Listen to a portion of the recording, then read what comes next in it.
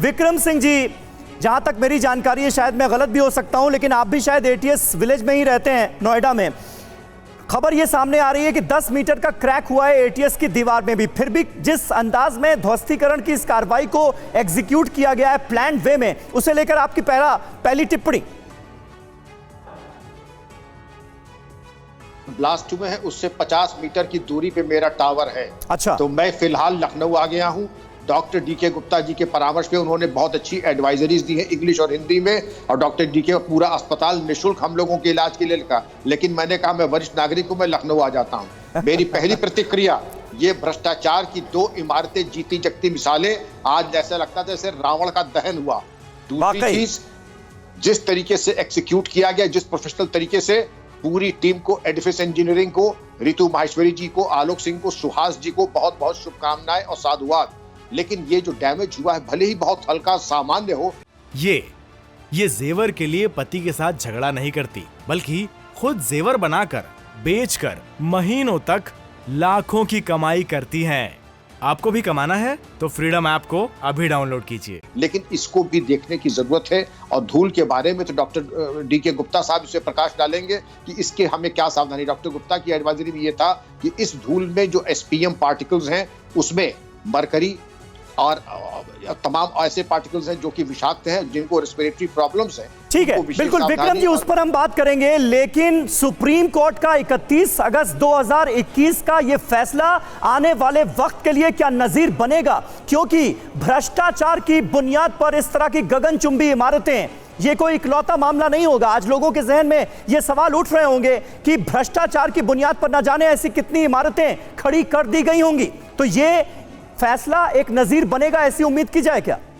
बिल्कुल करना चाहिए। ये path breaking judgement supreme court का है और प्रत्येक भ्रष्टाचारी को समझ लेना चाहिए कि उसकी उल्टी गिनती शुरू हो गई है, और इस जजमेंट की बुनियाद पे आगे भी तमाम चीजें आ सकती हैं। मेरा समीर जी यही परामर्श होगा कि इसको नजीर बना करके जहां जहां इस तरीके के अवांछित कंस्ट्रक्शन हुए हैं, वहां पर जाकर के इसको एक बैकग्राउंड दे करके अपील करें, और इनका भी ध्वस्तीकरण इसी तरीके से होना चाहिए। उत्तर प्रदेश अब कुर्बानी मांग रहा है इस तरीके का भ्रष्टाचार, जिसमें जो लोग कहते हैं नोएडा अथॉरिटी के 3 बाबू लेवल के अफसरों का सस्पेंशन, सीएफओ का सस्पेंशन, ये कोई माने थोड़ी रखता है। बिल्कुल। शीर्षस्थ अधिकारी, मंत्री या जो भी हो, और जो बिल्डर्स हैं, उनकी ये गठजोड़ के कारण ये पाप की 2 इमारतें खड़ी हुई थी।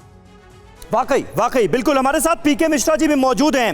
सर, डिजास्टर मैनेजमेंट के लोगों ने जिस तरह से स्थितियों को संभाला, और आज सुबह से लगातार हम देख रहे हैं किस तरह से एनडीआरएफ की टीम मौके पर मुस्तैद नजर आ रही है। कितना बड़ा चैलेंज एनडीआरएफ के लोगों के लिए ये ऑपरेशन रहा होगा?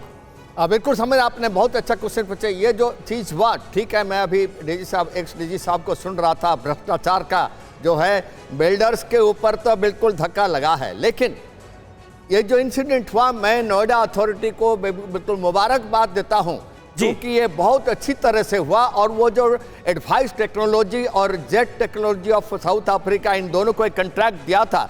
उन्होंने 3700 kg को उन्होंने इम्पल्स कंट्रोल्ड इम्प्लोसिव और वाटरफॉल टेक्नोलॉजी के मुताबिक उसको ब्लास्ट किए।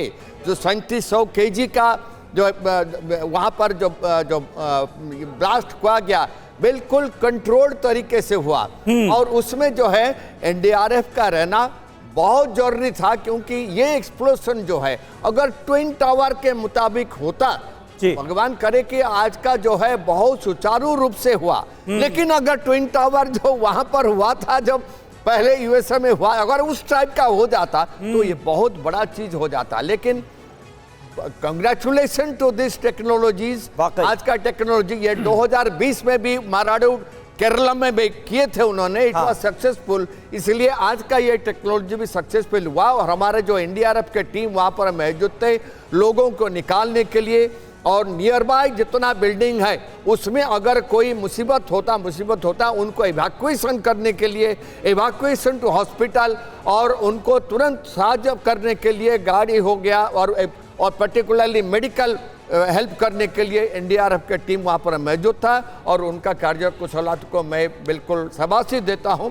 और इसमें जो है अभी पूछ रहे थे, ये जो मलबा का जो धुआं निकल रहा है, ये डेफिनेटली, क्योंकि इसमें सिर्फ धुआं नहीं है, इसमें काफी गैस डिफरेंट टाइप का, क्योंकि 3700 केजी का एक्सप्लोसिव बिल्कुल सही बात है, डस्ट पार्टिकल्स भी हैं।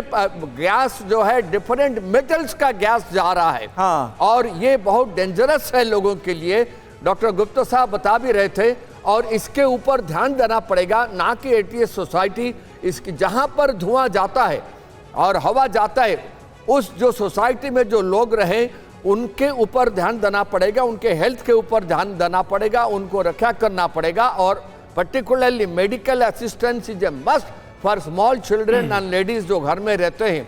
ये जेवर के लिए पति के साथ झगड़ा नहीं करती, बल्कि खुद जेवर बनाकर बेचकर महीनों तक लाखों की कमाई करती हैं। आपको भी कमाना है तो फ्रीडम ऐप को अभी डाउनलोड कीजिए।